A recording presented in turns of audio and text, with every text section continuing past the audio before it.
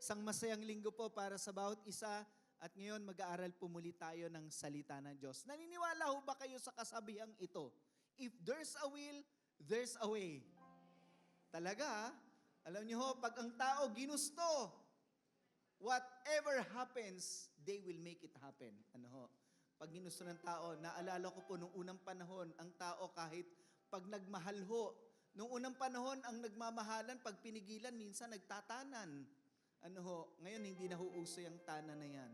Ano ho, at pag ginusto talaga ng tao, ginagawa ho niya. Ano ho, pag gusto ho natin ng mamahaling cellphone, kahit magkautang-utang, para hulugan yan, if there's a will, there's a way. Gagawin ho ng tao yan. Ano ho, kaya hindi lang ho yan kasabihan sa ibang bansa, sa English, sa Tagalog din, meron din ho yan. Ano po, kapag gusto may paraan, pag ayaw, hindi ako makakapunta dyan kasi ganito, ganyan. Marami pong dahilan ang tao kapag ayaw niya, nakakapagdahilan po. Pero pag gusto, gagawa ho talaga yan ng paraan. Kaya ang tao, minsan may biruan pa nga ho tayo, para-paraan lang. Ano ho, minsan sumisimple, para-paraan para magawa niya yung gusto niya, makuha niya yung gusto niya.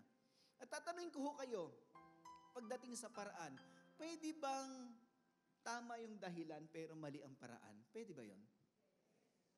Tama yung dahilan, gusto mong makapasa sa exam, kaya lang, ang paraan mo, mangopya.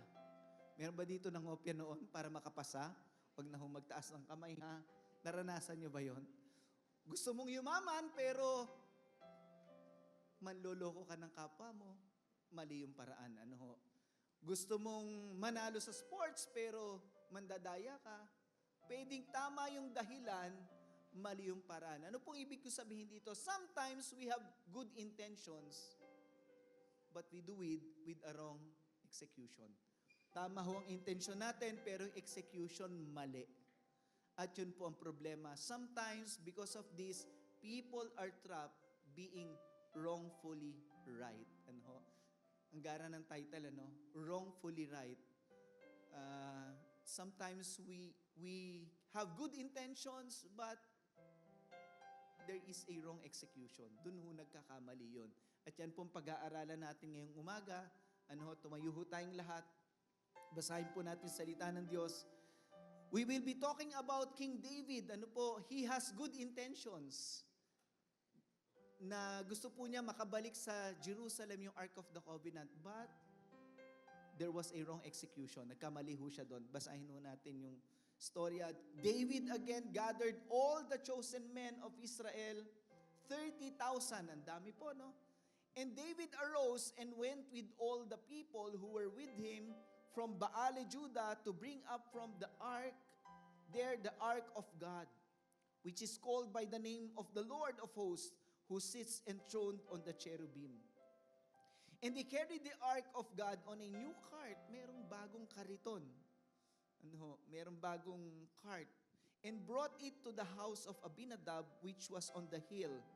And Uzzah and Ahio, the sons of Abinadab, were driving the new cart. Bagong-bago. With the ark of God, and Ahio went before the ark. And David and all the house of Israel were celebrating before the Lord with songs and lyres and harps and tambourines and castanets and cymbals. There was a celebration while they are transporting this ark towards Jerusalem. And when they came to the threshing floor of Nakon, Uzzah put out his hand to the ark of God and took hold of it. For the oxen stumbled. Nag-stumble po yung oxen na humihila dyan at akmang mahuhulog po yung Ark of the Covenant. And what Uzzah did, he took hold of it. And what happened? And the anger of the Lord was kindled against Uzzah. And God struck him down. And struck him down there because of his error. And he died there beside the Ark of God. Lord, we thank you for your presence today. We thank you for allowing us once again to be able to be in your presence, to worship you. We believe today you have a message for us and your word will change our lives. Bless your people now, Lord, in Jesus' name. Amen. Amen. Sige po, palakpakan natin ang Panginoong Diyos. Makakaupo na po tayo. Bigyan ko lang ho kayo ng background. Ano ho, yung Ark of the Covenant po ay mahalaga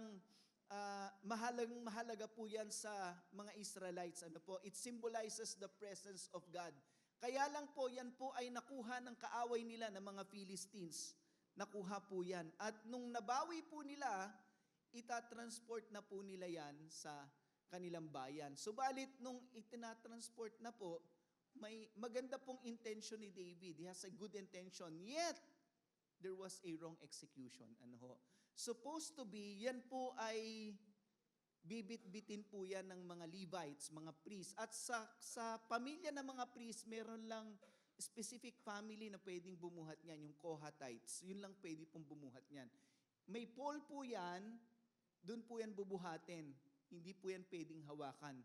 Once hawakan mo yan, ikamamatay mo. Ganun ka banal yan. Ganun ka kaingat sila dyan. Kaya lang po si David, gumawa po sila ng cart, isinakay doon, at nung tinatransport na po, siguro marahil it's a hill, nalubak o ito po ay matutumba. Hinawakan ni Usa, ikinamatay ho niya yan. Good intention, pero wrong execution. No one touches the Ark of the Covenant that will live. You will eventually die. Ikamamatay mong hawakan yan. Hahawakan. Ito pong naintindihan ko sa storya. Naintindihan ko sa storya? God's way is just as important as God's will. Yung way ni Lord ay kasing importante ng will ni Lord. Minsan kasi iniisip lang natin, basta will ni Lord. Hindi, yung way para magawa mo yung will ni Lord, importante din yun. It's just as important as the will of God, God's way. Sino ho dito mahilig ho mag-video ke? Wag na ho magtaas ng kamay. Ang Pilipino po known sa pagbibideo ke. At ang Pilipinas po, meron pong phenomenon dito na kapag kinakanta raw po yung My Way, kinakanta yung My Way, merong namamatay, pambihira. Totoo ba yun? Meron daw, at least sa news worldwide, at least 6 people were killed in the Philippines for singing Frank Sinatra's hit song, My Way.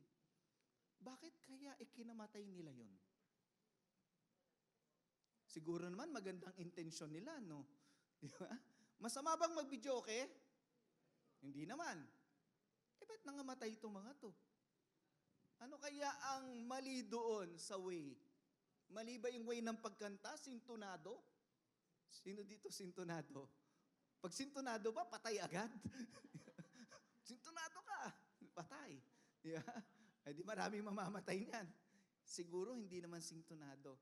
Ano ho kaya ang maganda naman na intensyon, magsasaya lang. Pero ano yung mali doon kaya may namamatay sa My Way? Anong mali? Pag may namamatay, naisip nyo na? May namamatay sa My Way kasi kapag kinakanta nila to sa inuman. Walang namatay na kumanta ng My Way na walang inuman. Laging may inuman. Doon sa inuman, dahil mga lasing sila, na bad trip, pinatay yung kumanta. Diba? Diba? Walang kumanta niyan. Ang wrong way dyan, this is the wrong way of singing My Way. You sing it while all of you are drunk. And people get killed because they are drunk. Walang kumanta niyan na pinatay dahil kumakanta lang naman ang videoke. Kadalasan dahil sa kalasingan. Siguro paglasing, kahit kanta ni Jose Marichan, may mamamatay. Yeah. Whenever I pangit mo. Patay. Lasing eh. Yun ang mali dun eh. Naglalasing. Sabi mo sa katabi mo, huwag ka maglalasing. Maraming nagagawang mali sa paglalasing eh. Diba? That's the wrong way. Yun yung problema ho doon. Why do people often choose my way rather than God's way? Bakit mas pinipili ng tao madalas ang sarili kong way kaysa God's way? Bakit kaya? If God's way is as important as God's will, then why do people still choose their way instead of God's way? Ba't mas pinipili ng tao yun? Let me give you 2 reasons why. Una po, kasi madalas, yung God's way, hindi madali. Hindi madali ang God's way. Napansin nyo ba yun? Hindi madali pag God's way. Tingnan nyo po nangyari kila David. Supposed to be, ang God's way, bibit-bitin nyo ng mga priest. Piling-piling priest pa yun, ha? May specific family pa yun na bibit-bit nun. May pole yun para hindi mo mahahawakan yun. Kaya lang ang ginawa ni David, nagpagawa po sila ng cart at hinila ng baka, easy way. Yung madali na lang. Kaya lang nga ho, dun sa pagtatransport, nagka-problema, may namatay pa. Good intention, wrong execution. Ano? Because we always want the easy way. Gusto natin yung madali. Pero if you want to go God's way, it will not be easy for you. Hindi po magiging madali pag God's way. Amen ho ba? Bigyan ko yun ng halimbawa. Alam niyo po, last Friday, ako po ay nagda-drive. At bigla akong pinara ng traffic enforcer. Hindi ko alam, coding pala ako. Coding pala ako.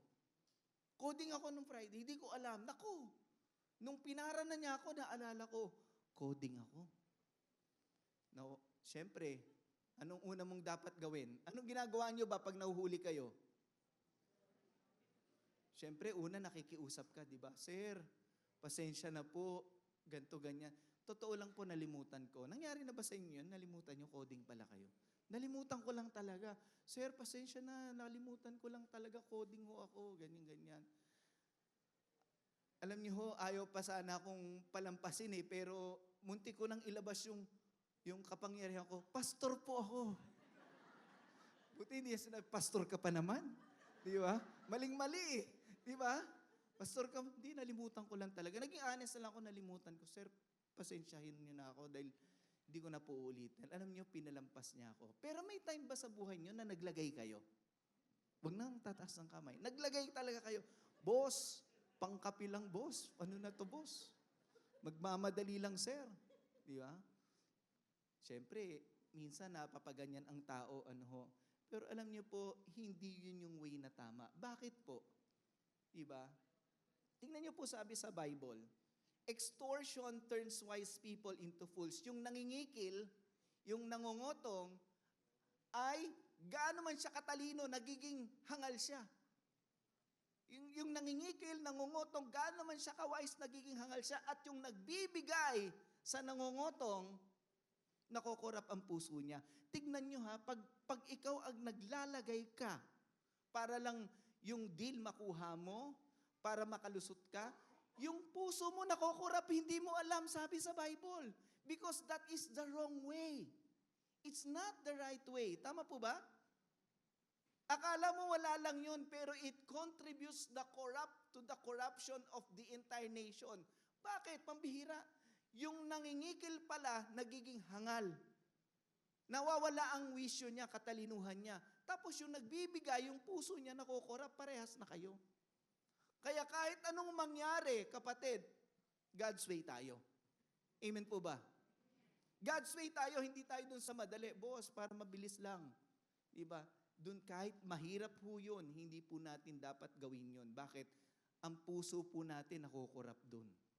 Sabi mo sa katabi mo, huwag kang maglalagay. Naglalagay ka kasi tapos isisihin mo, bakit ganyan ang korupsyon sa Pilipinas? Naglalagay Kung walang maglalagay, di ba? Magiging hangal ba yung mga naghahangad ng kotong, ng pera? Isa pang halimbawa, bakit ko sinasabing hindi madali ang way ni Lord? Halimbawa, sino ho dito, wag na ho magtaas ang kamay, may kagalit ho kayo, umuusok ka sa galit. Talagang umuusok ka sa galit. Tanong ko sa iyo, anong magandang way pag may kaaway ka? Ipag-pray. Anong klaseng prayer? Lord, sana naman, Lord. Yeah. Pagtawid niya, Lord. Gano'n. Sana naman. Anong klaseng prayer? Maganda ba yung prayer? Yeah. Sige, siyempre pinagpe-pray natin. Ano pa kaya? Paano ba ako magtatagumpay sa kaaway ko? Gusto niyo magtagumpay sa kaaway niyo? May God's way, may easy way. Alam niyo po yung our way is so lame and low. Our way ganito. Yung way po natin ay madalas ganito. Kailangang makaganti ako. At yun ang pinakamababang uri ng response. Yun na yung pinakamababang klase. Pag ganun ang way mo, you're doing it your way. Kailangan makaganti ako dito. Inargabyado ako nito eh. Kailangan gawan ko rin siya ng masama. Hindi yun yung God's way. Yun yung my way na napapahama ka lang at napakababaw po nun. Napakababaw nun. Gaganti ka lang? Tingnan nyo yung mga batang paslit. Ano yan? Anong ginagawa ng batang paslit? Pag sila nasaktan, anong ginagawa nila? Gumaganti. At kapag dala natin yan hanggang pagtanda natin, gusto lang natin gumanti, hindi tayo nagmamature, mga kapatid. Hindi tayo nagmamature. Kung ganun lang din kababaw, kailangan makaganti ako. Tignan niyo po ang God's way pag may kagalit ka. Sabi diyan, never take revenge, my friends, but instead, let God's anger do it. For the scripture says, I will take revenge, I will pay back, says the Lord. Instead, as the scripture says, if your enemies are hungry, what do you do? Dito ka mananalo. Pag gutom ang kaaway mo, pakainin mo siya. Ang tanong, anong pagkain? Dorarat? Anong klaseng pagkain? If they are thirsty, give them a drink. Ang bihira. Baygon? Anong inumin ang ibibigay mo dyan? Diba? Ang tinuturo po sa atin is God's way. This is God's way, telling us, how do you win over your enemy? You win by doing what is good. Ano po sabi dyan? If they are hungry, feed them. If they are thirsty, give them a drink. For by doing this, you will make them burn with shame. Pag ginawa mo to, magsisilab sila sa hiya. Diba? Masusunog sila sa kahihiyan. Bakit ang bait nito? Bakit ganito to? Ginagawan ko na nga ng mali, mabuti pa sa akin. At dahil doon kapatid, sabi dyan, do not let evil defeat you. Instead, conquer evil with. The way we would conquer evil is by doing good. That's God's way. But we often choose our way. Diba? Madalas pinipili natin yung way natin. Kailangan makaganti ako. Kailangan masaktan ko rin siya. Hindi yun yung way ni Lord. Hindi madali ang way ni Lord, pero yun yung best way para sa atin. Amen o ba doon? God's way is, pangalawa, nasa pangalawa na pala ako, mabilis yata itong sermon na to. Unang dahilan bakit mas pinipili natin yung my way sa God's way, una kasi hindi madali yung way ni Lord. Pangalawa, hindi madaling maintindihan. It's hard to understand. Alam niyo po sa storya na to, meron akong hirap intindihin yung nangyari kay Usa. Si Usa, nagmagandang loob lang naman, di ba? Di ba yung, ay matutumba, hinawakan niya para hindi matumba. Patay. Di ba nagmaganda, good intention, wrong execution kasi there is no way for you to touch it. But he touched it and he died. He has good intention. Pero patay, hindi ko yun maintindihan. Lord, bakit ganon? Ang ganda ng intention, patay. Kasi inutos ng Diyos, hindi niyo pwedeng hawakan eh. Eh, hinawakan niya. Minsan, ang hirap intindihin ng gusto ng Diyos. Ng way ni Lord. Bakit po sinabi rin yan sa Bible? Bakit? May time ba sa buhay mo nahirapan ka intindihin? Ba't ganun, Lord? Ba't kailangan ganun? Pwede bang ganito na lang? Mas madaling maunawaan. Mahirap maunawaan ng way ni Lord. Bakit? Ano po? Usa died in spite of his good intention. Bakit po mahirap po intindihin? Just as the heavens are higher than the earth, so sabi ng Diyos, my ways are higher than your ways. Yung ways natin, ito lang yung ways ni Lord ganon. Hindi, kung gaano kalayo ang langit at lupa. Kaya hindi ko maintindihan yung nangyari kay Uza. Hindi ko maintindihan talaga yun. Nagmagandang loob na, patay pa. Ang hirap intindihin minsan, ng ways ni Lord. Pero sinabi na rin ni Lord, just as the heavens are higher than the earth, so are my ways are higher than your ways. My thoughts are higher than your thoughts. Mas mataas ang pag-iisip ng Diyos at pamamaraan ng Diyos. Kaya minsan di natin maintindihan. Doon po tayo nahihirapan. Kaya pinipili na lang natin yung my way. My way na lang ako. Kasi hindi ko maintindihan yung way ni Lord. Ano ba yung way ni Lord? Hindi natin maintindihan yung sobrang taas minsan. Nung Webes po, kami po ay nagkukwentuhan dito ng mga men's, may kapihan po sila. At napagkwentuhan po namin kung paano ang mga bata nung unang panahon ay pinapalo ng magulang. Kayo ho ba'y napalo na ng magulang nyo? Paano ho mamalo ang magulang? Inabot po namin nung unang panahon kung ano mahagilap. Yun ang ihahataw sa'yo. Hanger, tsinelas, kinukurot sa singit, hinihila ang patilya, lahat na. Inabutan nyo yon, mga bata, di makarelate, oh. Kasi ngayon po, pagka ang bata pinalo mo, may video sila. Viral ka. Diba? Noong unang panahon, yun lang yung naiintindihan ng magulang namin noon. Ako po talaga, inabot ko yan. Yan, yung hanger na yan, parang inabot pa nga ng anak ko yan eh. Diba? Nagsisisi naman ako, bakit? Alam niyo po, tama lang magdisiplina. Pero may disiplinang angkop. Merong proper way. May proper way. Minsan, ang magulang sumusobra o kinukulang. Tama ho ba? Kailangan tama lang. Tingin ko yung ganyan, hindi titino anak mo dyan. Totoo lang. Hindi. Pero minsan yun lang ang naiintindihan ng magulang. Yun lang alam niya eh. So, ako naniniwala maganda tinatalakay sa simbahan or sa ang seminar ang parenting.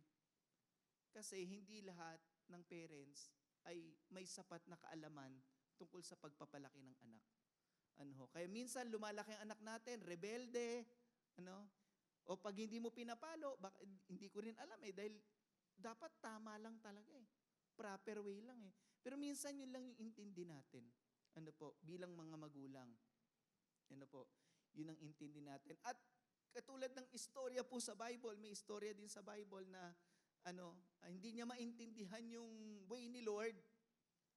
Ginawa na lang niyang my way. Ito yung kay Abraham at kay Sarah. Si Abraham po pinangakuan ng Diyos na magkakaanak. Kailangan tagal. It took 25 years para mangyari yun. Si Sarah sobrang inip na. Hindi naman siya magkaanak kay Abraham. Mag-asawa sila. Ang sabi niya, pwede ba yung alipin na lang natin sa kanya ka na lang magkaanak? Baka sakaling dun tayo magkaroon ng pamilya. Tingnan niyo po Now Sarai, Abram's wife, had borne him no children. Wala silang anak. But she had an Egyptian slave named Hagar. Pero meron siyang alipin, si Hagar. So she said to Abraham, ito po suggestion nitong asawa, tingnan niyo itong asawa na to. Ano sabi niya? So she said to Abraham, the Lord has kept me from having children. Go sleep with my slave. Perhaps I can build a family through her. And syempre si Abraham, alam niyo naman. Abraham agreed. Di ba? Okay. Di ba? To what Sarah said. Hindi ko alam ano sumagi sa isip nito ni Sarah. Hindi niya maintindihan ang way ng Diyos. Na sila'y mag-aantay ng matagal. Hindi na siya nakapag-antay. Ang sabi niya, yung alipin natin, siya na lang ang anakan mo. Hindi ako magkaanak sa iyo eh. Baka sakaling sa pamamagitan niya magkaroon tayo ng pamilya. At ano nangyari sa pamilya nila? Nagkagulo-gulo. Nung isinilang ang anak ni Abraham kay Sarah at nagkaroon na rin ng anak si Sarah eventually. Nagkagulo po yan. Magulo pag hindi natin naiintindihan ang ways ng Diyos. Hindi man natin maintindihan, we need to stick to His ways, not our own ways. Amen po ba doon? Kasi or else, magiging magulo ang buhay ho natin. Pag my way, hindi God's way. Now, just as God's way is just as important as God's will. Ang way ni Lord ay kasing importante ng will ni Lord. Hindi pwedeng will lang ni Lord ang gusto mo. Kailangan yung way ni Lord hanggang will ni Lord. ay tama. Ano po? So anong gagawin ho natin? What should you do? What should I do? Anong kailangan natin gawin? Una po, we need to correct our mistakes. Pag nagkamali ho tayo, tulad ni David, ituwid natin yung mali natin. Itama natin yung mali natin. Tingnan niyo po ginawa ni David. Dahil may namatay, hindi na po natuloy ang pagtatransport. The second time around, what did he do? It was because you, the Levites, did not bring it up the first time that the Lord our God broke out in anger against us. We did not inquire of Him about how to do it in the prescribed way. Ang nangyari kasi, hindi nila tinanong ang Diyos, siguro, they don't know how to handle it. Hindi nila tinanong ang Diyos anong tamang paraan. Ano? Sa buhay ba natin, nagtatanong tayo sa Diyos, Lord, ano bang tamang paraan? O gumagawa lang ako ng paraan, para-paraan, o ito bang gagawin ko ay tamang paraan? Nagtatanong ba tayo sa Diyos? So sabi ni David, hindi tayo nagtanong sa Diyos kung ano ang paraan eh. But this time, they learned, they corrected their mistakes. So the priests and Levites consecrated themselves in order to bring up the ark of the Lord, the God of Israel. And the Levites carried, sila na po ang nagdala, the ark of God with the poles on their shoulders, as Moses had commanded, in accordance with the word of the, ayon na sa salita ng Diyos. Ayon na sa tamang pamamaraan. Importante, tama ang paraan. Pag nagkamali ka ng paraan, kapatid, itama mo yung mali mo. Sabi mo sa katabi mo, itama mo yung mali. Itama mo naman yung mali kasi nagkamali ka na nga eh. At si David po, itinama niya yung mali. Sa buhay natin, may mga pagkakataong magkakamali tayo. Pero ang maganda rito, pwede nating itama yung ating mali. May pagkakataon tayo. Pangalawa, piliin mo ang way ni Lord lagi. Choose God's way. Yun lagi ang piliin mo. Bakit? Pastor, bakit ko pipiliin ang God's way? Madali yung my way eh. Bakit mo pipiliin ang God's way? Kasi ano po sabi sa Bible? As for God, His way is perfect. Sabi ng lakas, perfect. Perfect ang way ni God. Diyan ay hindi ka magkakamali sa way niya. Because His way is perfect. At sa pagsunod mo sa way ni Lord, the Lord's word is flawless. He shields all those who take refuge in Him. Hindi ka kailanman mapapahamak kapag way ni Lord ang sinunod mo. Saan napapahamak ang tao? Sa my way. Doon siya napapahamak. Kung bakit mo dapat piliin ang God's way is because it's perfect at hindi ka nito ipapahamak. Sa buhay po natin mga kapatid, baka nandun po tayo sa isang sitwasyon na maganda naman ang intensyon natin, pero mali ang execution. Pag tama ang intensyon, mali ang execution, we are wrongfully right. We are wrongfully right. Mamamali talaga tayo. Kahit akala mo tama ka, mamamali ka.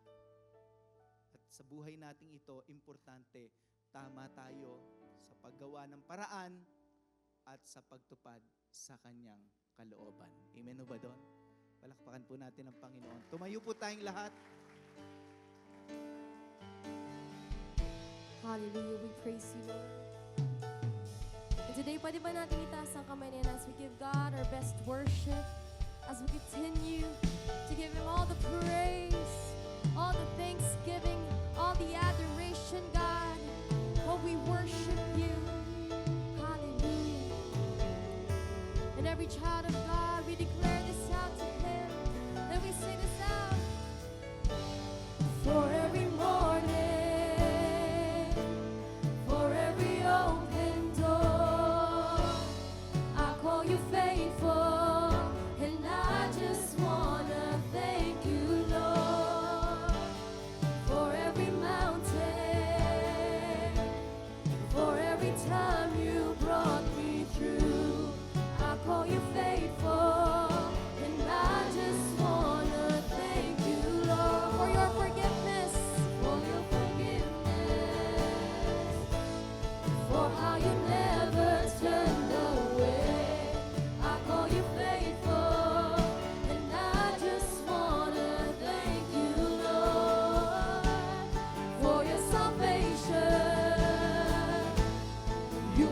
price I couldn't pay. I call you faithful, and I just wanna thank you, Lord.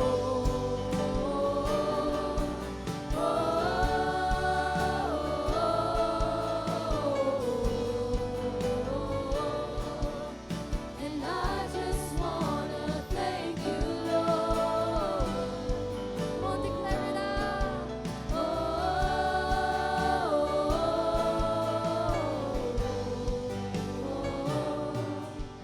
And I just wanna thank you, Lord. Come on, sing it out. 'Cause you have been so good to me. God, I can't believe how you love me. What a friend you have been. So good to me.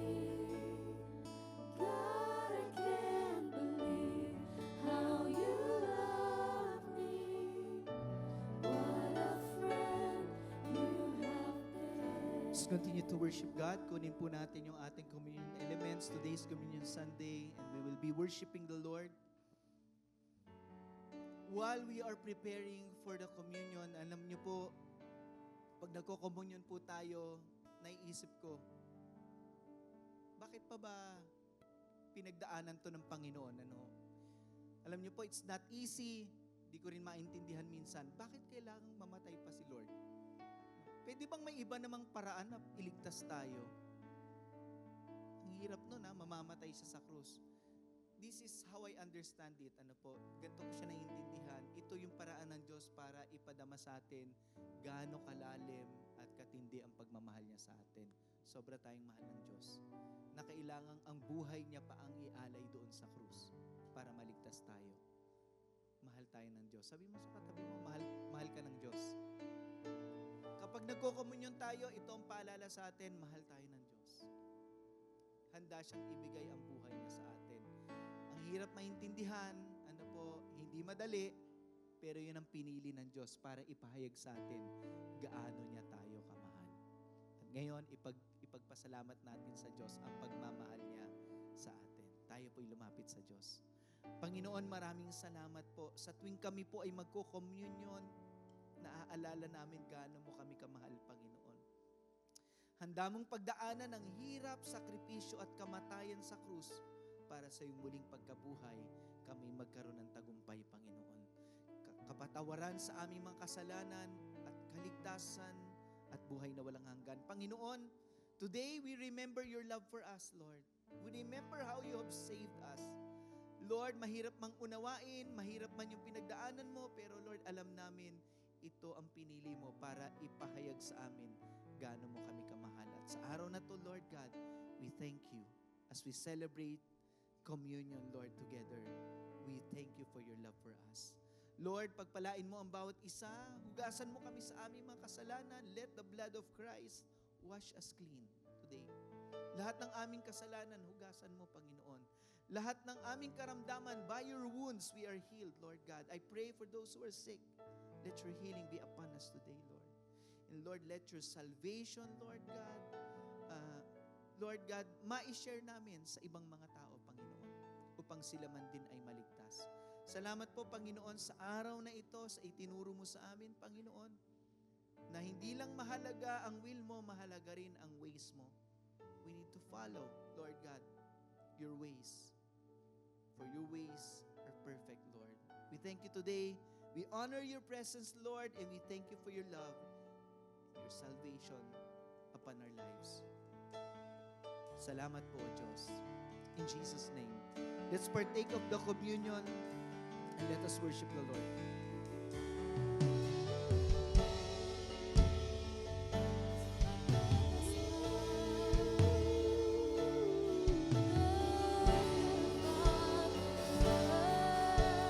Once again, let's remain in the attitude of worship. We all lift those hands and declare our praises. It's running after me. Come on, sing it out. Your goodness is running after. It's running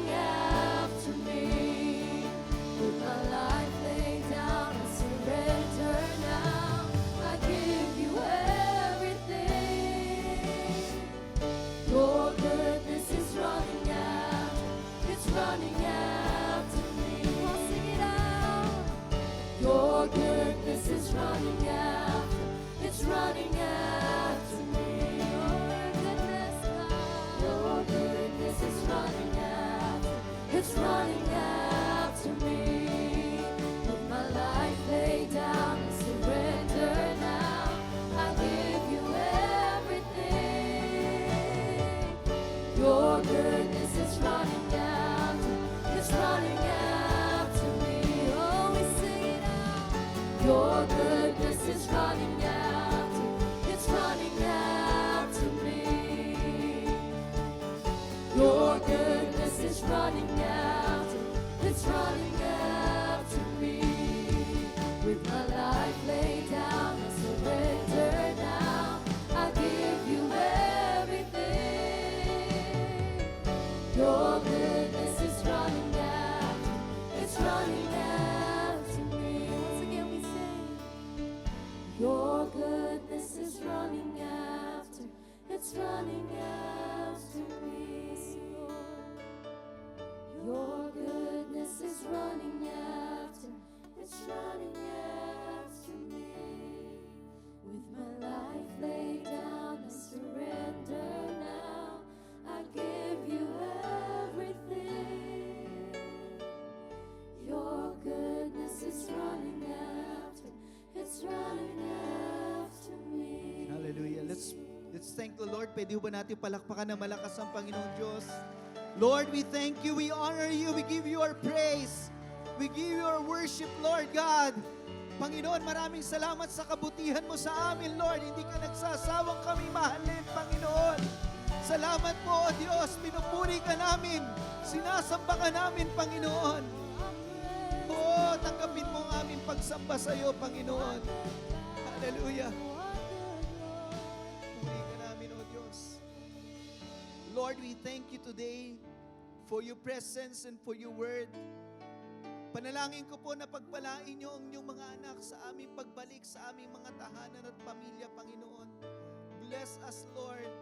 At Lord, sa pagharap namin sa panibagong linggo, nawa ang presensya mo ang gumabay sa amin, Panginoon. Ilayo mo kami sa kapahamakan, sa kasalanan, sa karamdaman, sa kadiliman, Lord God, sa kaguluhan. Panginoon, pagpalain niyo po ang bawat isa, Panginoon. At sa araw na to, babaunin namin ang iyong masaganang pagpapala at pabor sa buhay namin, Panginoon. Salamat, Panginoong Diyos. Pinagpala niyo na po kami at pinupuri namin ang iyong dakilang pangalan. Sa ngalan ng Ama, ng Anak at ng Diyos Espiritu Santo. Amen at amen.